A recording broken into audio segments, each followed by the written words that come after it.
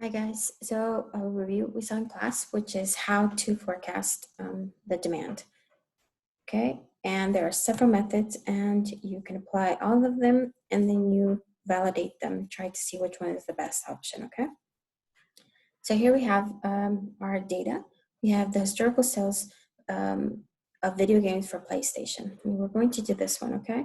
So since we have this information, the first thing we can do is obviously we're going to be doing it by month, and we have the years from 2015 to 2020. So what we want to be able to see is to forecast the demand that we would have for January 2020, okay? So the first thing, or the basic one, is average. So just like it is, the formula's average, and it's going to ask us for our data. This is our data, okay? So that is our information. We can see that it tends to be very close to what we have, since we have 9,500,000, almost 10 million, shy of those 10 million, 10 million, 10 million, and so this is the average. When you do an average, you should always do a standard deviation to be able to see how dispersed your data is.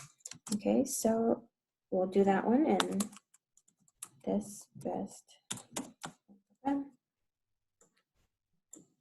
Okay, here it is.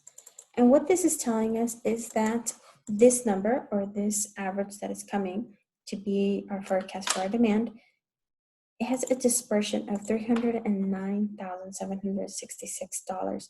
That means plus minus this number should be where our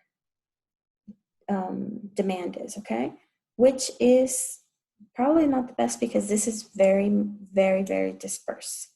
So we need to be careful since the information is very, very dispersed. It's probably not the best method to be able to do this particular demand forecast. So the next one that we have is a linear, okay? It's a linear regression, and what we're going to do is we'll calculate it. And the formulas are up here. So it asks for three arguments. One is the X, which is that value that we're going to look for, which is 2020. The known Y is these, which are our sales, and our known X are these. And so I can pull the formula down, I'll make it absolute value. So here we have, this is,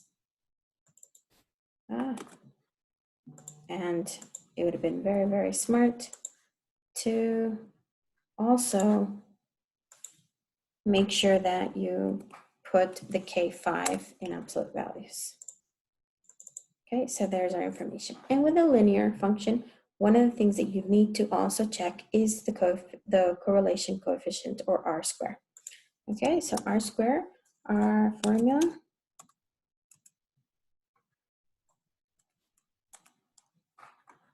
there it is, and it asks for two values, which is a known Y, this is a known Y, and our known X. So this is our known X, and we'll make sure that we put absolute values. So this is our number right now. And basically with the R square, what you need to understand, or what you need to know, is that it's a number between 1 and 0. The more that it tends to 0 means that there is more dispersion, okay? Which means that there's really no relation to that line, or a very small relation or correlation, okay? The closer it is to 1 means that you have a better chance with that information, okay? It is less dispersed. And so this number, for example, it goes 0.4. 0.4 is not even at the middle. It's not even at 0.5. So we can say this data is very dispersed, which means that most likely the linear equation is not going to be the one we're going to use, or the best method, okay? It's not the best method for this.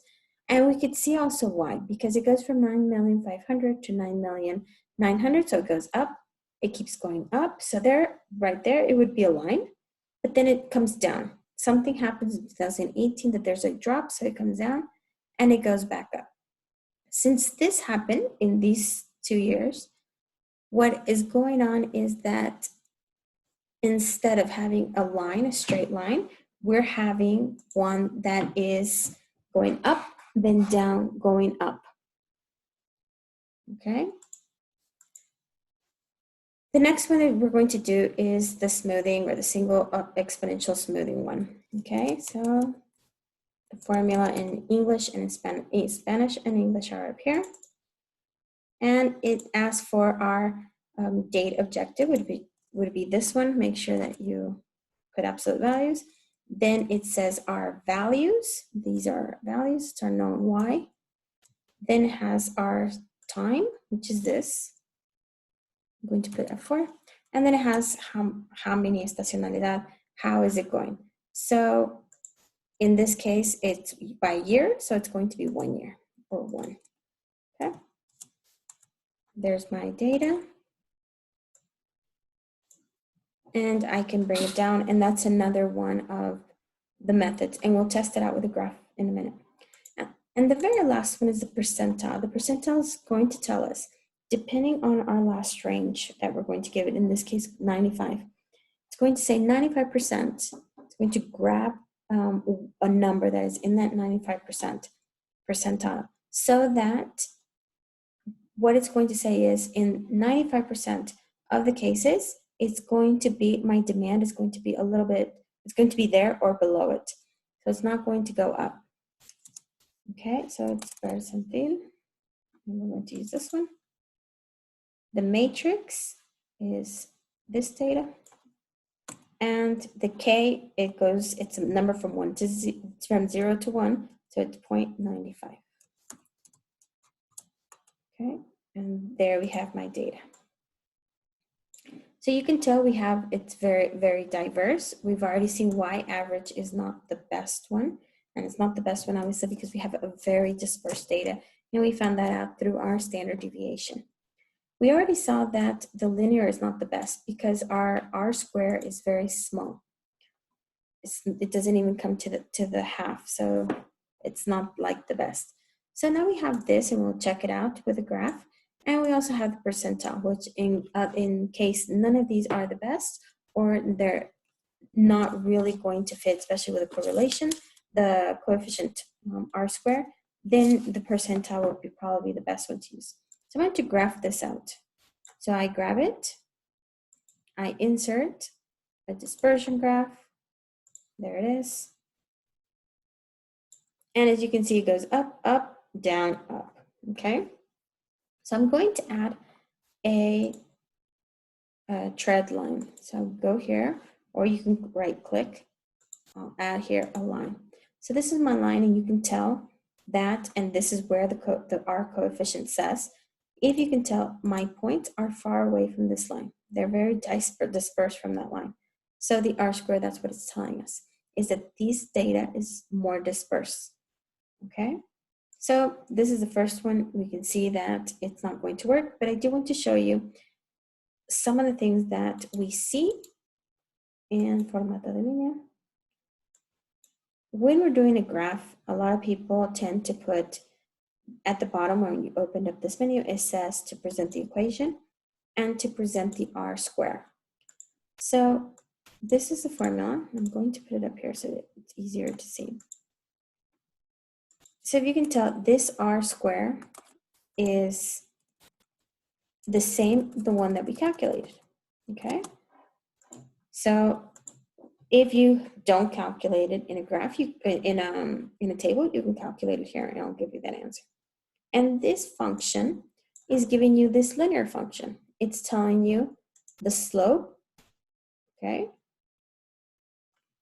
It's going to give you the slope, it's going to give you the intercept, okay? So what we want to do is we're going to want to calculate it. If you want to calculate, it's going to come out the same, okay? So the formula is the slope times the x. In this case, it would be 2020 plus, in this case, since it's a negative number, it goes into minus, but then it'd be the intercept. So you can calculate it. If you didn't have this formula, you can put this particular formula up here and copy it. I'm going to copy it down here so that you can copy it right here so you can see the data. And in this case, I'm going to put 2020.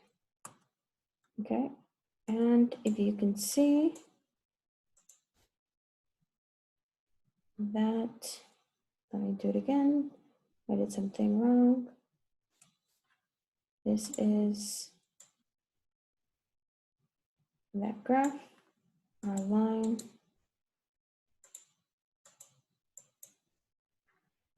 Is, I'm going to change this particular number right here to a number so I can see it. Okay, so it doesn't cause me any problems. There it is. The X times, make sure the order of the hierarchy. Okay, say yes. And there is a problem. And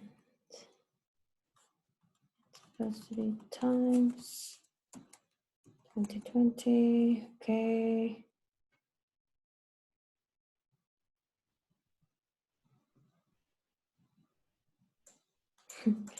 My Excel is doing something that it's not supposed to do. So let's erase it. Remember what I said, sometimes it's like Sheldon Cooper and you just have to erase it and start over. Let's put that without the comma, that it shouldn't matter. There it is.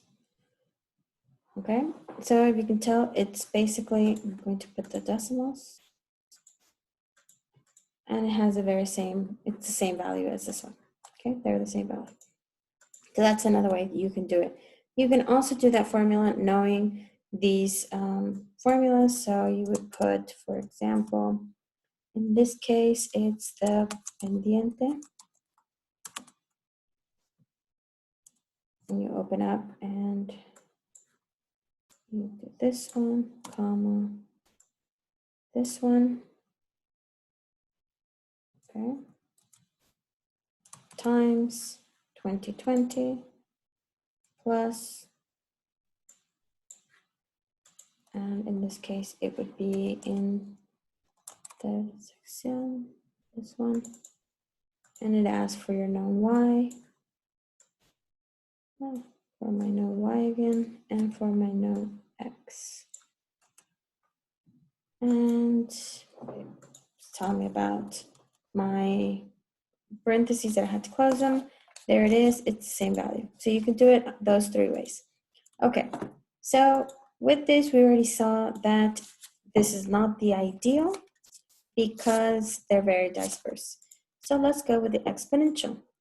And the exponential is, we're going to grab this one. And here it is, it says exponential. So if we put exponential, it really didn't change. Our R basically stayed the same. So it's still not, it's not going to be the best idea for this. If we wanted to, there's something that says to extrapolar, to make it so that you can see the next few periods. I'm going to put 2. And so it's this lighted line. It's a little bit lighter, if you can see. So exponential, basically what it's saying, it's going to exponentially grow. Our market is not exponentially growing, if you can tell. And it's not in a straight line. So the likelihood is, and you'll be able to see it if I put like 6 periods, it's going to exponentially grow. So it's not the best that we're going to be using, okay? The next one that you have also, and a lot of people use this one, is the polinómica. And this one, it creates these curves. It tries to smooth them out. And if that happens when you have 2 degrees, if you have 3 degrees, it's going to even smooth it out a little bit more. You can tell, even though these data is still quite dispersed, it's a little bit better. And you can see my R, my correlation coefficient is a little bit better. It's much higher, closer to 1. So that could be one, but you have to remember with this one. And with this one, it's very important because you can say, oh, my correlation coefficient, it really does get close to 1, so it's going to work. But this formula in specific, or this one, it's going to grow. If you can see the image, it goes up, down, and then it exponentially grows. So if I was to put 2 periods here, you can tell it kind of flattened it out. But it flattened it out because these are all basically in the same 2 million. But it's saying that in 2 periods, in other words, in 2 years, I'm going to go from selling 10 million to selling up to 14 million video games or PlayStation games. So that's a big number. That we're talking about 4 million in difference. So we can already see with this trending that it's not going to work for our exercise. So since none of these worked, that is why we choose the percentile. So the percentile, we can, since this is what we chose, we're going to add it up. And this should be our forecast for the whole year. And you can also get a number. For example, if you're in a factory, you can't say, well, I'm going to fix the machines so that this month I produce enough to sell 10 million, and then next month I'll do it for 8 million. So you have to have the capacity of what you're thinking about the whole year. So I'll do the same thing. I'll do the percentile, this one, but instead of doing my data from my historical data, I'm going to use these. And I'll put 0.95. And so this number right here is telling me what if I should prepare myself as a company, especially if I have to prepare production. That is the number I should be producing. I should be preparing for, because it's going to help me during these high months, and it's also going to serve me obviously for the low months.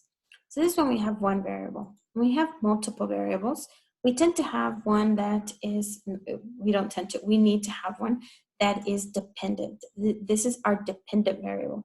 And these are our independent variables. That means that this one that's dependent depends on the independent variables to be able to find out what this is, okay? So we have here 19 months of what it costs to make these number of items. And what we want is to know how much we have to, or what would be the cost for year 20 if I make 1,200 of product A, 800 of product B, and 1,000 of product C, okay? So this one's fairly easy because we have a tool that is in the data, which is the analysis tool. So what we're going to do is we're going to go to Datos, or if you have a Mac, to Tools and the add-ins, we're going to go to Datos, and we're going to open this analysis and data analysis, or análisis de datos. And we're going to find one that says regresión. So it asks me for my Y values. In this case, my Y value is my dependent variable. This is my dependent variable. And my X values are my independent variable, which is this. Since I have the titles, I'll put that I need them. And I will go ahead and I will put them right here. Okay. So we have a lot of information, but what we really want to know is specifically for this, we want to know the intercept, okay, which would become our constant. These are going to be our points that we're going to plug into this formula. And we also want to know the probability, and this probability is the important one. So in any of our products, the probability or the rule says that if the number is greater than 0.15, it has no significant relevance toward our dependent variable. That means that the forecast that it can come up with for that specific data or for that specific product or variable has no significant relevance. It has no, it doesn't really matter for the dependent variable, okay? So what you do here is the other two, which is less, this number is less than 0.15 and 0.15, it's less than, so we can keep those numbers. So we need to calculate a new one, only considering product B and C, okay? So I'm going to go ahead and open my data tool again, go to regression, and you can see it saved it up. So I'm just going to change the C, because it's in column C, to column D. Okay, and I'm going to choose obviously a new range for my exit. And here it is. So now this is my new intercept, and these are my new points. I'm only considering B and C. And this is my probability, okay? So here you can see my probability, both numbers actually shrunk, which means that the relevance of these numbers are much bigger. So now what we have to do to predict our values is to solve for y. And y is equal to our constant, which is this number, plus b1, which would be the coefficient of the first, times x1. So,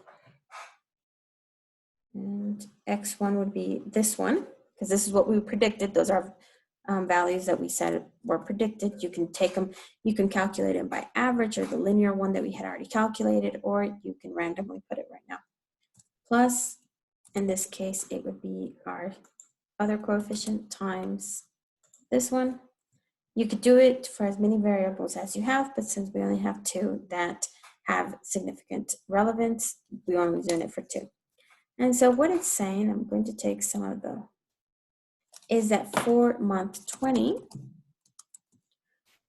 we should be having a cost of $45,149.